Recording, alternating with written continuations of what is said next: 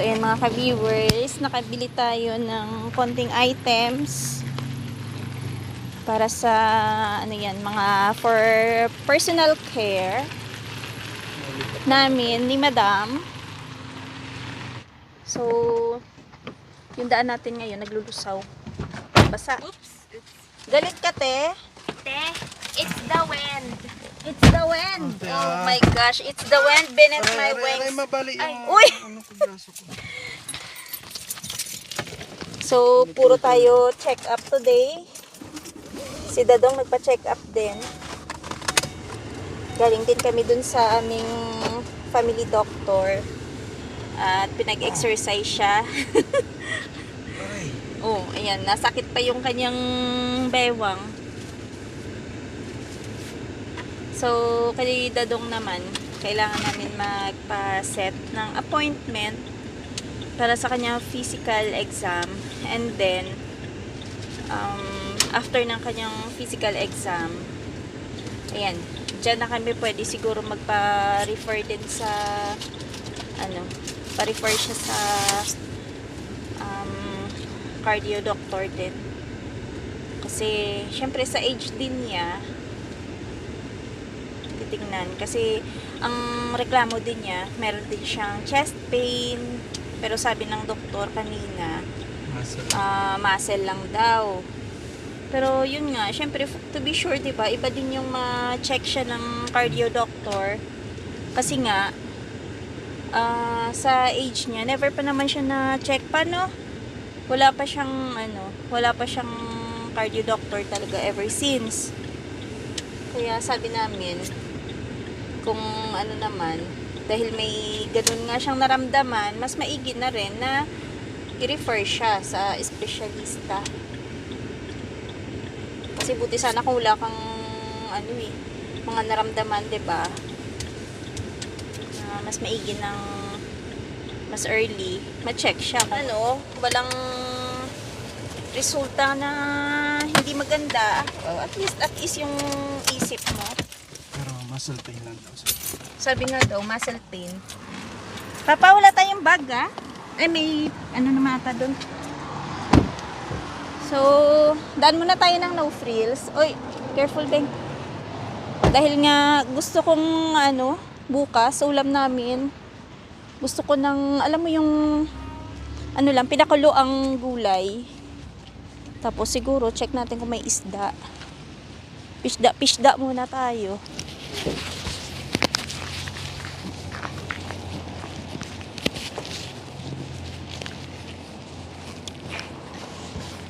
Dala mo yung jacket mo, hindi mo naman sinusuot, te. Suot mo yung jacket mo, te.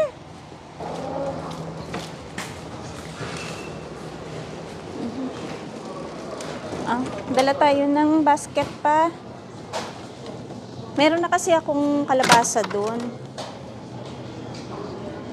Ayan pa, oh. Sais. Bili kayo orders. Yun yung sabi ko pa, masarap pang pa. Alam mo yung pang salad. Tapos tingin tayo ng parang crab meat. May carrots pa naman tayo doon. Sige na. Try natin yung ganong salad. Tapos may mayonnaise pa doon. Pwede na yun pa? Konting mayonnaise lang. Uy, saglit. Bakit ang mura neto? Baka nakasila. Oo nga. No? 3 lang, oh. So, pwede tayong gumawa ng blueberry muffins. Yan, ganyan. Ganyan, kuya. Kailangan mo na rin magdahon-dahon. Oh.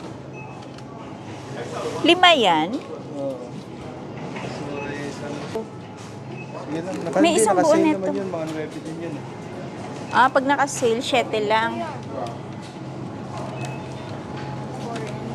Ay, Papa, orange daw. Oo, S. Ang ganda ng plantain. Anak ko, tumigil ka. Hindi yan masarap.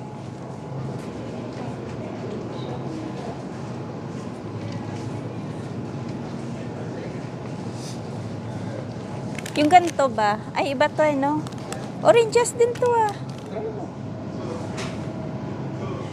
Magkano to? Uy, Dadong. tingnan mo, bakit 3 lang? Per pound? Ito. Parang tingin ko mas mura to. Tingin mo. O, bilis na. So, try natin to. Kahit maasim to, kainin natin yan, Beng, ha? Mag-inarte yan. Pangit yung mangga.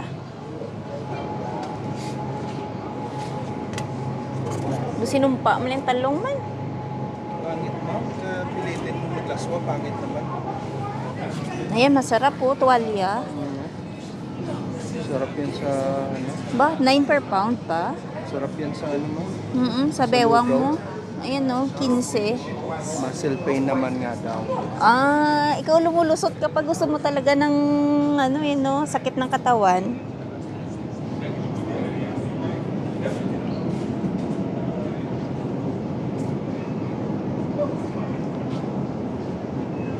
Na regular yung mga bacon. Ito yung organic pala nila ng mga products. Ito nga. Wala. Peppermint. Oh, meron sila pala organic na coconut water pa.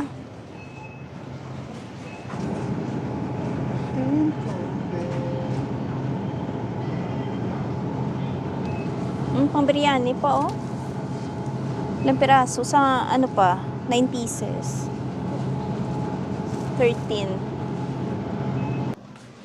Ganyan, kumuha ako ng pork and beans. Masarap to, diba? Natikman natin. Brown sugar ba yan? Ay, ano ba yun dati? Brown sugar. Brown sugar ba yun dati? Andini pa, oh. Brown, deep brown? Wala naman. Molasses yan. Ayan yun, molasses and pork.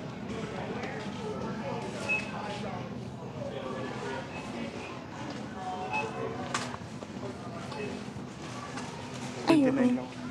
Kuha na natin si Dadong ng chapaghetti. Tsaka ano na Favorite. Ayan o. Alin? Ay, marami pa tayo dun pa. Fettuccine. Spaghetti. Pa, meron pa tayo dun. Ito. Wala, inati lang yun mo. Sige. Dinala natin yun eh. Uy, kawawa yung lettuce mo. Kanilang regular na yung rice nila. 40. O, tara na. Masakit na daw yung kanyang bewang.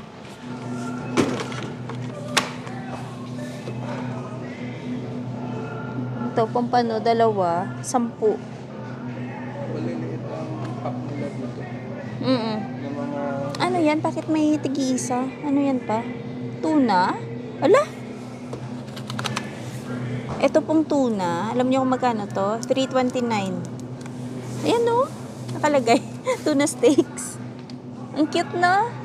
$150 pesos. Tapos ito naman, trout. 10.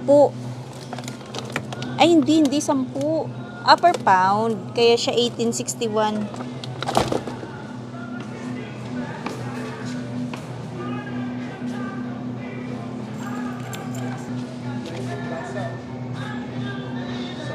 Basa.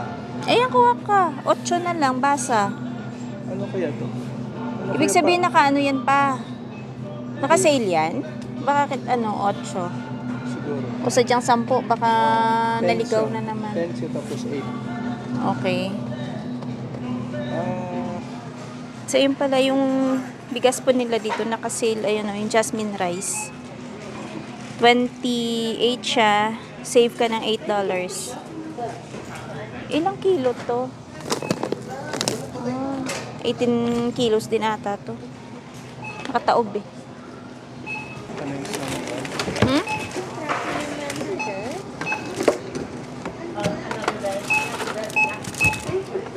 Lagay mo na yan, Beng. Goldfish mo. And chili, would you like chili? Yes. How many would you need? Bitin mo na lang yun. Parang madaming tayong nabili. 53 lang to lahat. O malalaking items lang. Let's go!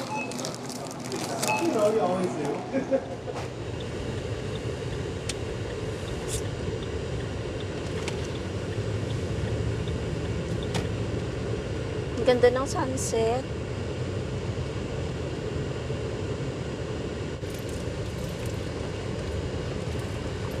Ganda din pala yung mga bahay dito banda, no? Yan yung mga bagong tayo. Bagong tayo dito yung mga bahay. Mm. Parang binili yung apat na yun tapos Pinaayos, no? Ayan din, no? Ang cute. Kulay green. Oh, wag ka dito. Bukas pang kanilang Christmas lights.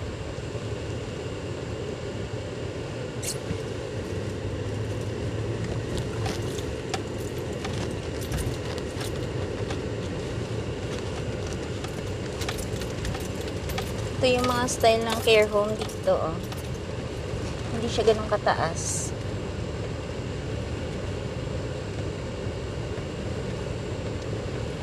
Tapos may ramp pa na. Kada daan, ayan na may ramp.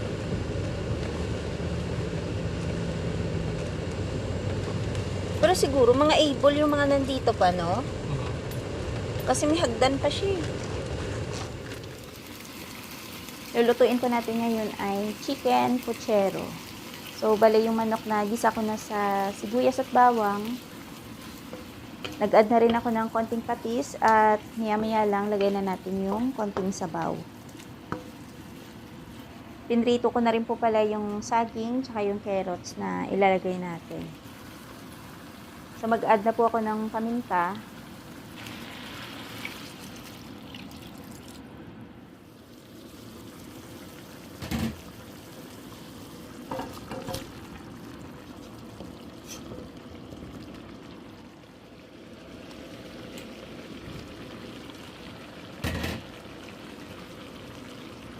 I-add na rin po natin yung pork and beans.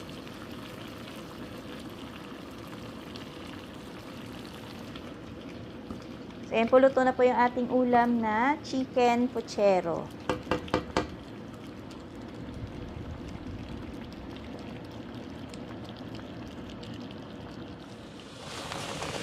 Okay na?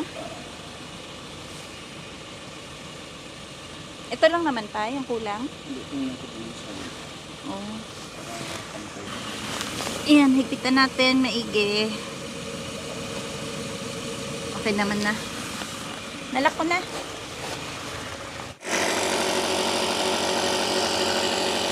Chinek lang niya lahat ng mga tires namin kasi medyo nabawasan niya ng konti, no?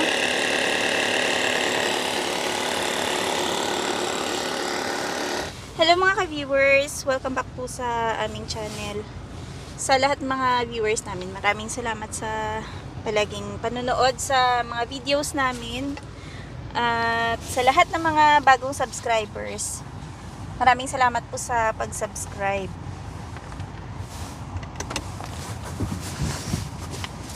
Ayan. Na-check na lahat ni Dadong yung tires namin. Kasi pagka gantong taglamig nga, medyo nababawasan yung hangin sa gulong. Good morning muna.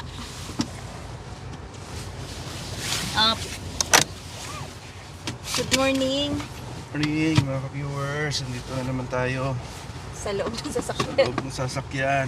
At Lagi- balot na balot kasi kahapon maganda yung panahon pero ngayon po nasa -12. Pero yung feel, hindi ko alam Lagi na lang tayo nagbabatian sa sa sasakyan. sasakyan. At check mo nga Bing kung ano yung real feel ngayon. Pero ano, siguro mga -18 ganyan. Oh, -25 daw. At sabi may snow daw. At hindi ko lang na-check kung ano oras yung patak ng snow ngayon. Sa hapon nata. Sa hapon yung snow. Afternoon daw. Oh. Ganun pala yung mga truck pa, no?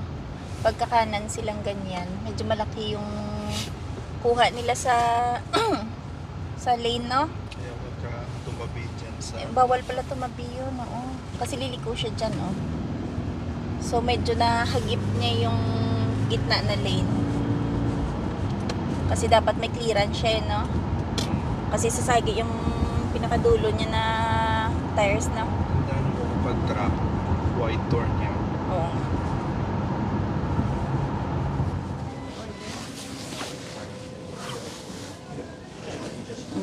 Wala tayong taga-pindot. Si Denise kasi yung bilis magpindot eh. Eat in and take out. Sa atin dine in. Dito eat in. May pa-breakfast si Dado. I-meal mo na lang. Coffee tayo mga ka-viewers. Ayan. Sa akin po, ano lang to? Hot choco. Bagong luto yung mga pinila. Gusto ko rin maggawa ng anong mamaya. May donuts sila maliliit. Ayoko na. Ayoko nga magkakain ng ano. Nagawa ako ng muffin mamaya. Try ko pong gumawa mamaya ng blueberry muffin. Or blueberry na yung loaf. Parang banana loaf. Ganun. Banana bread. Parang ganyan siya. Kasi kumpleto naman yung mga ingredients ko dun. Marami akong blueberries dun. Bumili ako ng isang araw ng isang balot na naman.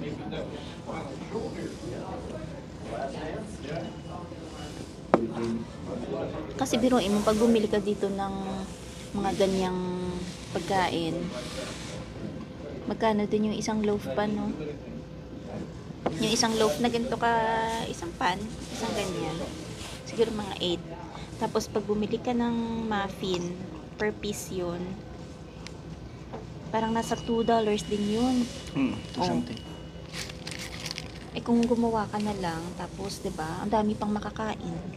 Mas makatipid ka talaga pag homemade, no? Kung marunong ka man lang. Eh Pag minsan, maramihan, pero kung konti lang, parang ganun lang din kasi gagamit ka rin ng kuryente mo. oo nga, pero what I mean is, syempre gagawa ka lang din, di para sa lahat na, dami na makakain. Bibili ka kung halimbawa 3 kayo. 6. Eh, pagkakain nyo wala na. Wala ka nang sunod na kakainin. 'Di ba? Bo, hindi siya agree. Deadma si Dadong. Pero the next day, siya din naman yung sunod na kakain ulit. Siyempre. Oo, kita mo. Yan yung, ano, kunyari yan, tipid ko na pag bumili kasi ilan lang naman yung kakainin. Pero the next day, maghahanap ulit yan. Gawa ka ng ganito, gawa ka ng ganyan. Mahilig yung magpagawa si Dadong. Sa morning, si Dadong gusto niya, dapat meron kang, ano, pancake. Kaya meron siya dapat sandwich, kasama kape. Kaya kung makikita nyo kami na pagka halimbawa dumaan kami ng coffee shop, meron talaga siyang sandwich. Ayan, no, patunay. Meron siyang bacon muffin. Sabi nga ng doktor, pangit naman na wala kang breakfast. May mga taga dito, sabi nila, ano daw, alam mo yun, nag-share sila ng mga kwento nila, yung sarili nilang experience sa pagtaas ng presyo ngayon. Alam mo yung parang hirap na sila din mag-budget. Syempre, hindi naman lahat, kasi hindi naman lahat hirap, 'di ba? May ilang ano, mga pamilya na hirap sa pagbabudget ngayon kasi nga sa taas ng bilihin. So yung iba, may mga nagpupuntahan ng food bank. Hindi, at saka yung Tapos, parang tumaas na yung food galing sa US. pressure, ano na ba? Umepekto na ba agad yung tungkol sa ano? Sa taripa? Wala pa ah. Feb pa. Mga negosyante, advance mag-isip na. So, tinaasan na agad. Yan nga yung iba. Dati naman daw yung iba, hindi nagpupunta ng food bank. Pero dahil sa taas nga ng bilihin, may iba sumubok na pumunta. Tapos halos wala naman daw silang nakuhang pagkain doon, kundi alam mo yung mga nakapack na mga noodles, mga, alam mo yung mac and cheese, gano'n, na inaasahan nila na makukuha nila doon is yung mga basic na siguro mga gulay, mga fish, mga, alam mo yun, may mga meat. Yun lang daw yung nakukuha nila pa. Wala daw silang nakuhang meat. Baka depende din sa food bank kung saang lugar, no? Pero yun nga yung nag-share ng experience niya sa nabasa ko. Ang sabi, wala nga daw siyang nakuhang ano, yung mga canned goods. Siguro, hindi rin maganda yung timing ng pagpunta niya. Kasi yun nga, mga ano lang daw, mga mac and cheese lang mga nakuha niya, tapos mga gulay na parang, alam mo yun, mga pinilian na, mga ganun na lang daw yung nakuha niya. Tapos may sinasabi pa nga siya na yung halos mga nakapila daw doon, iba doon mga estudyante. Ano ha, ito base lang po to sa nabasa ko. Hindi naman sa pinapatamaan ko yung mga estudyante. Tapos, yung iba nga daw hindi marunong pa mag-English. Ibig sabihin, ibang lahi. Sa dami nga ng mga nangangailangan at nahihirapan sa pagtaas ng mga presyo. Siyempre, hindi lang kasi sa pagkain yung mga tumaas, diba, na prices, kundi pati bahay, utilities, kumbaga may ano talaga, no? May epekto talaga, no? Siyempre, overall, sa isang pamilya, adjust ka talaga sa budget, no? Pansin ko nga din sa ano, grocery, talagang ano siya, maramdaman mo talaga na tumaas ng husto yung budget, no? Unlike dati, 'di ba? Like mga 3 or 2 years ago pa. Parang yung budget natin, Every month, every year, tumataas naman talaga bili. oo Hindi mo nga, control. baka hindi ka narinig. Dahil yung gas ngayon tumataas na rin. Siyempre sasabay yung mga pagkain doon. Dahil lang nagta-transport, siyempre magkukonsume ng gas yan. So, ano na lang to, pagalingan na lang sa pag-budget. Pero yung pagkakape po namin, hindi araw-araw ha. Natataon lang din na pagka gumagawa kaming video, usually sa labas kami. Kasi minsan pag nasa ano ka, sa bahay ka, eh hindi ko din naman mahila-hila to pag nasa bahay. Kasi ano to eh, more on dun siya sa baba. Tapos nakatunganga sa TV. Hindi ko na Sabi ko, thankful pa rin yung iba kasi merong napipilahan ng mga food bank. food bank. Oo. Mas ano pa rin, malaking tulong pa rin yun. Diba? Eh, diba yung trabaho niyo? Yung Loblo, nagbibigay din ng mga pagkain sa food bank, no? Meron kaming mga parang tray, malaki yun. Doon nilalagay yung mga food na para doon. Karton-karton na malalaki yun. Siguro may mga kapag nilagay mo siya ng laman nasa 500 kilos, isa na 1 ton. Oo. Kung minsan naman, pali-paleta. Oh, pero what I mean is, Mga ano yung yun? mga Hindi yun binibigay nila? Hindi yun mga sira. Mga ano yun. Halo-halo naman, may mga yogurt, may mga gulay, Lahat? minsan karne. halos. Karne. Pero ano nga, what I mean is, ano yung basehan nila na ito dapat sa food bank to, saan nila kinukuha yung ano na yun, Ang nangyayari kasi yung iba, mga items na yun, pag na sira na yung box. box, minsan may mga kulang na rin sa account, kumaga kasi hindi mo naman maiwasan may masira. So yung mga packaging lang yung ano doon, may sira. Tapos yun na yun, mga nakalagay na yan doon sa box. Para Minsan, doon. Oh, kita mo yun yung mga repolyo or mga ibang gulay na malalaking box. Siyempre, hindi mo na rin maayos yung box na yun. so ganun po pala yun. Kaya nilalagay na yan doon sa food bank box. Pero hindi ano yun, hindi mga sira yun. Yung Mga goods lagayan yun. lang. May mga specific food bank yan sila na Binibigyan. binibigyan. Mm. Hindi naman kung sino-sino lang. So malaking Tsaka- tulong din yun, di ba? Swerte yung mga nauunang nagpupuntahan siguro sa food bank. Yung alimbawa, pagka bukas, no? Yung mga nakapila doon na unang makahingi ba? Tsaka yung iba, nagsasabi naman na yung ibang mga meat, minsan wala nang makukuha ng meat. Kasi mayroon silang parang ano tawag nito, parang zoo. May inadapt sila na mga ano doon, yung mga parang animal welfare ba? Yung ganun. Ah, doon nila binibigay yung ibang meat? Ibang meat. Ah, kinukonsume pala ng ibang Kinukonsume ng mga mga hayop. Yung meat na galing sa trabaho nila. Kahit yung mga dog food, cat food.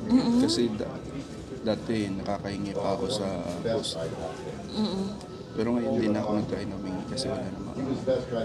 Ano lang yun? Bird seeds. Oh, bird seeds. Oh, dati nang meron kaming patukaan dun sa likod nung nasa kabilang bahay pa. Nakakahingi pa ako ng bird seeds. Oo. So, ganun pala na baka isa yan sa rason na walang nakukuhang mga meat dun sa ano no. Maliban sa kaunti lang talaga yung supply pa at maraming nakapila. So, yung iba pala napupunta din sa zoo. Dahil yung ibang mga animals doon, syempre kailangan din i-feed. So, itong mga stores na nagbibigay sa food bank, instead na sa food bank nila ibigay, yung iba doon napupunta sa zoo. Pero bihirang-bihira lang yun. Ah, bihira. Yung meat na. So, ang dami po dito mga nagkakape din na mga retired na. Dito na side sa amin, mga lolo bells. Doon naman sa kabila, mga lola bells. Pero kami po, hindi pa po namin na-try na pumunta ng food bank. Pero sabi ni Dodong, gusto doon niya i-try. Gusto ba? May experience ba? Kung anong meron doon. Kasi Tsaka nakikita ko. kung paano pumila ba doon. Hindi namin nasubukan yun. Oo, hindi pa namin nasubukan. Pero nakikita ko kasi dati nung kasagsagan ng COVID talaga, ang daming, may mga kakilala kami dito na mga nagpupuntahan sa food bank. Tapos, ang dami nilang mga food na nakukuha. Tapos, alam mo yung bar na mga cheese, ang dami. So sabi ko, ay ganun pala yun dun sa food bank. Kasi libre, di ba? So parang nakaka-excite na, wow, ang dami nilang libreng pagkain. Pero hindi pa namin na-try. Pero yung pagpila ata sa food bank, baka kasi yun, may ID ba yun na hinahanap? Or yung patunay na qualified ka para pumila? Pasensya na kung di kasi kami aware kung ano yung requirement doon para pumila. Pero hindi naman na yun, hindi naman na parang nagyabang ka na hindi ka pa ever pumila dun sa food bank. I mean, hindi lang din talaga namin na-experience pa yun. At curious nga kami kung ano nga yung doon, mga kailangan, kung may requirements nga ba na para pumila ka doon. So hanggang dito na lang muna yung aming video for today. Maraming salamat sa palaging panonood sa aming mga videos. Sa mga hindi pa po nakapag-subscribe, subscribe na lang po sa aming channel at maraming salamat. Bye-bye! Happy weekend! Bye-bye mga viewers. Saglit lang nagpahinga yung sasakyan, malamig na naman. Hindi niya kasi in-start.